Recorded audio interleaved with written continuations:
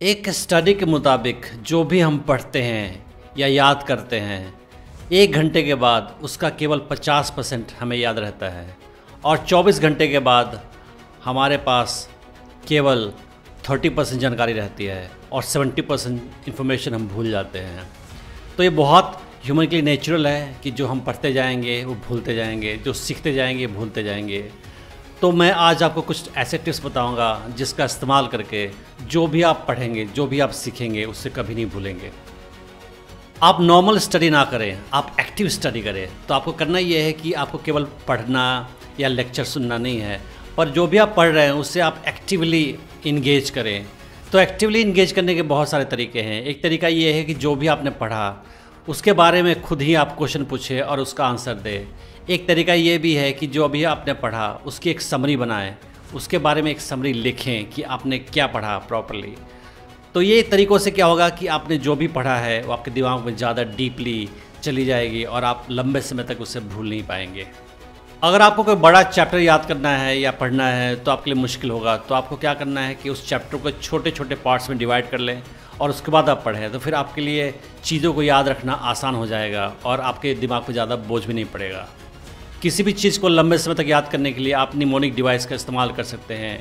Mnemonic device वो चीज़ें होती है जो हमें किसी भी इन्फॉर्मेशन या स्टडी या जानकारी को लंबे समय तक या हमेशा के लिए याद करने में हेल्प करती हैं। निमोनिक डिवाइस कुछ भी हो सकते हैं, जैसे songs, rhymes, acronyms. For example जब हम बोलते हैं DDLJ तो हमें दिलवाले दुल्हनिया ले जाएंगे मूवी की याद आती है। तो ये एक तरह से निमोनिक डिवाइस है, एक्रोनिम, जिसका इस्तेमाल करके हम किसी भी चीज़ को आसानी से याद कर सकते हैं। आपको एक और मैं एग्जांपल देता हूँ। आप फॉर एग्जांपल कोई कॉन्सर्ट में गए हो अपने फ्रेंड्स के साथ और आपने कोई गाना सुना हो, तो सालों साल बीत जाने के बाद जब आप उस गाने को दोबारा सुनेंगे तो आपको उस कंसर्ट की, उस माहौल की और अपने फ्रेंड्स की याद आएगी। तो वो सॉन्ग आपको हेल्प करता है उस लोकेशन, उन फ्रेंड्स और उस माहौल को याद करने में। तो ये एक तरह से सॉन्ग बन जाता है निमोनिक डिवाइस। तो आप भी अगर आपको इन्फॉर्मेशन पढ़ने की, याद करने की कोशिश कर रहे हैं और आपको दिक्कत हो रही है, तो आप क्या करें कि उस चैप्टर या उस स्टडी मटेरियल का रिलेशनशिप किसी सॉन्ग से, किसी पोएम से, किसी इंसान से, किसी प्लेस से कर दें, तो आपके लिए याद करना आसान हो जाएगा। फॉर एग्ज़ाम्पल आप कोई चैप्टर पढ़ रहे हैं और किसी इंसान के बारे में, किसी हिस्टोरिकल फिगर के बारे में, और आपको वो हिस्टोरिकल फिगर किसी अपने फ्रेंड की याद दिलाता हो, तो आप उस स्टडी मटेरियल का कनेक्शन उस फ्रेंड के साथ कर सकते हैं और आपको वो चैप्टर याद करने में आसानी हो जाएगी। आपने जो भी पढ़ा उसको बार बार प्रैक्टिस करने की बहुत ज़रूरत होती है। तो आपने जो पढ़ लिया उसको भूल मत जाओ, आप उसको प्रॉपर्ली बार बार प्रैक्टिस करो, बार बार रिवीजन करो। आप बैठ के क्या करो कि एक प्रॉपर ऐसे लिखो कि आपने क्या सीखा। आपने जो पढ़ाई की है उसको आप प्रॉपर्ली इम्प्लीमेंटेशन करने की कोशिश करो या उसके साथ बार बार इंगेज करने की कोशिश करो। फॉर एग्ज़ाम्पल आपने कुछ पढ़ाई की, कुछ नई जानकारी ली, तो उसको प्रैक्टिकल लाइफ में इम्प्लीमेंट करने की कोशिश करो। उसके बारे में क्विज़ पढ़ो और आंसर देने की कोशिश करो, या उस टॉपिक के बारे में प्रॉपर्ली ऐसे लिखो कि आपने इस चैप्टर में क्या सीखा, आपने क्या पढ़ाई की। तो उससे क्या होगा कि बार बार रिवीजन करते जाओगे, बार बार उसके बारे में क्वेश्चन पूछोगे, उसको याद करने की कोशिश करोगे या रियल लाइफ में कोई इम्प्लीमेंटेशन करोगे उस जानकारी की, तो आपके दिमाग में वो नॉलेज काफ़ी डीपली बस जाएगी और फिर आप भूल नहीं पाओगे। जो भी आप पढ़ते हो उसको हमेशा के लिए याद करने का एक सिंपल तरीका यह है कि आप उसी जानकारी को किसी और को शेयर करो, किसी और को पढ़ाओ।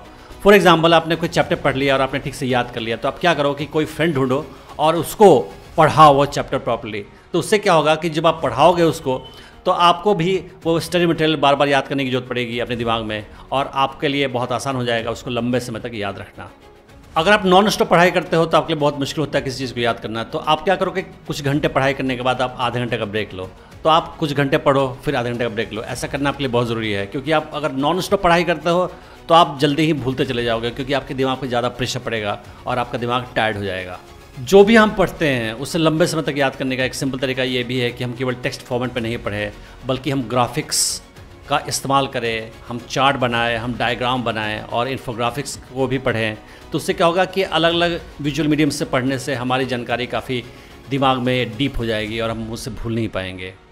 अगर आपने केवल टेक्स्ट में, किताब में कुछ पढ़ लिया और आपको अलग तरीके से पढ़ने का मौका नहीं मिला, तो आप ऑनलाइन जाएं और वहाँ पे उसी टॉपिक के बारे में कोई चार्ट ढूंढें, कोई इन्फोग्राफिक्स ढूंढें या फिर आप कोई डायग्राम ढूंढें। तो इससे क्या होगा कि आप जानकारी ज़्यादा डीप कर लोगे अपने दिमाग में और आपके लिए आसान होगा उसको हमेशा के लिए याद रखना। जब हम रात में सोते हैं तो हमारे दिमाग को प्रॉपर रेस्ट मिलता है, और अगर आप रात में प्रॉपर्ली नहीं सोते हो, अब रात में प्रॉपर्ली 7 से 9 घंटे की नींद नहीं लेते हो, तो आपका दिमाग थक जाता है, फिर आपके लिए कुछ भी याद करना बहुत मुश्किल हो जाता है।